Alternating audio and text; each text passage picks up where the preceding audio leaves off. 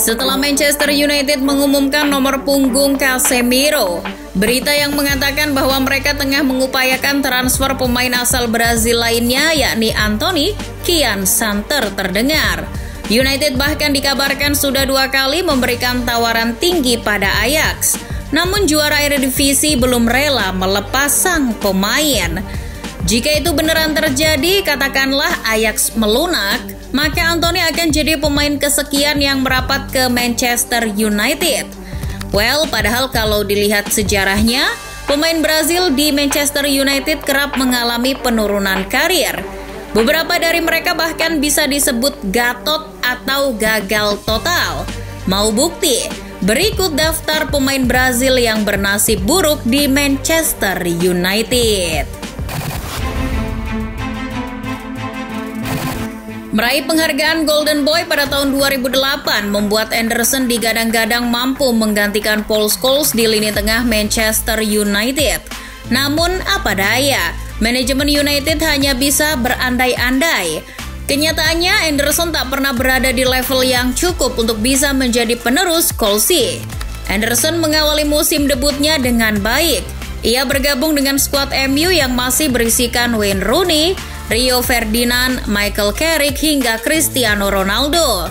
Anderson pun menjadi bagian dari kesuksesan United di Inggris maupun Eropa. Sayangnya cedera dan masalah kebugaran sangat mengganggu perkembangan karirnya di Old Trafford.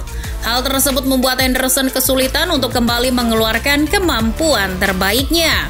Penurunan performa dan peningkatan berat badan yang drastis membuat ia harus rela menjalani masa peminjaman di sisa-sisa waktunya bersama United.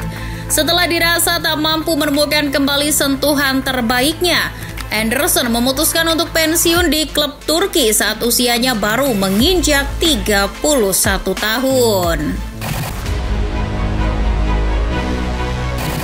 Alex Telles didatangkan ke Old Trafford pada Oktober 2020 setelah mencatatkan 13 gol dan 11 assist dalam satu musim bersama FC Porto.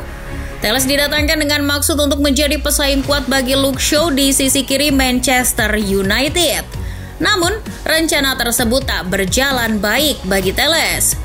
Ditambah dengan pergantian kursi kepelatihan ke Erik ten Hag, United justru mendatangkan Tyrell Malacia dari Feyenoord. Telles kian tersisih dan akhirnya dipinjamkan ke Sevilla hingga akhir musim nanti. Usut punya usut, salah satu alasan mengapa Telles dibuang ke Sevilla adalah karena perselisihannya dengan pemain muda United, Hannibal Mejbri. Pihak United memutuskan untuk memisahkan mereka berdua dengan membuang Telles dan lebih mempertahankan Hannibal. Andreas Pereira telah menjadi pemain Manchester United selama kurang lebih 10 tahun sejak tiba dari raksasa Liga Belanda PSV Eindhoven pada tahun 2012. Namun nasibnya tak lebih baik dari pemain Brazil lainnya. Pereira tidak pernah benar-benar menjadi pemain reguler skuad utama Setan Merah.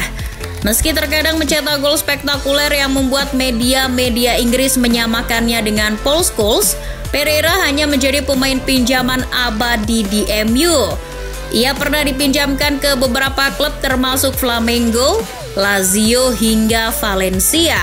Selama kurang lebih 10 tahun berseragam United, Pereira hanya mengantongi 75 pertandingan di semua kompetisi. Akhirnya pada akhir musim panas kali ini, pemain berusia 26 tahun itu dilepas dengan bandrol 10 juta euro ke klub promosi Liga Inggris, Fulham. Di level persaingan tim yang lebih rendah, ia mampu menjadi pilihan utama di skuad The Cottagers. Selanjutnya ada Jose Kleberson. Mungkin nama ini cukup asing bagi generasi Z yang mengidolakan MU. Namun asal kalian tahu, Kleberson ini didatangkan United dari Atletico Paranaense bersama dengan Cristiano Ronaldo muda dari Sporting Lisbon. Meski demikian, perjalanan karirnya jauh berbeda dengan Ronaldo. Nasib sial langsung ia alami ketika melakoni laga kedua bersama MU. Kleberson ketika itu mengalami cedera parah. Cedera itu pada akhirnya mengganggu performa Kleberson. Ia pun jarang dimainkan. Kleberson hanya tampil di 30 pertandingan setan merah selama 2 tahun berada di sana. Dilansir Planet Football, Kleberson mengakui bahwa di MU ia mengalami masa-masa yang sulit. Ia justru mendapat banyak cedera saat harus memperjuangkan tempatnya di skuad utama. Akhirnya United melepasnya ke Besiktas pada tahun 2005.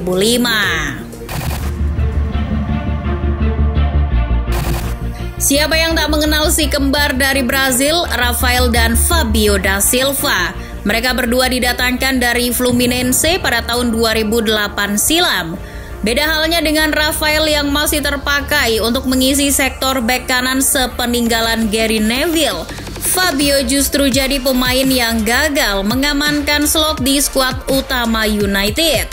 Ia tidak dapat memantapkan dirinya sebagai pemain reguler di tim utama karena ia tak mampu menggeser Patrice Evra di sektor kiri. Tak mendapat menit bermain yang cukup membuat Fabio dipinjamkan ke QPR pada tahun 2012. Setelah menghabiskan musim 2012-2013 di Queen's Park Rangers, Fabio hanya membuat 3 penampilan lagi untuk setan merah.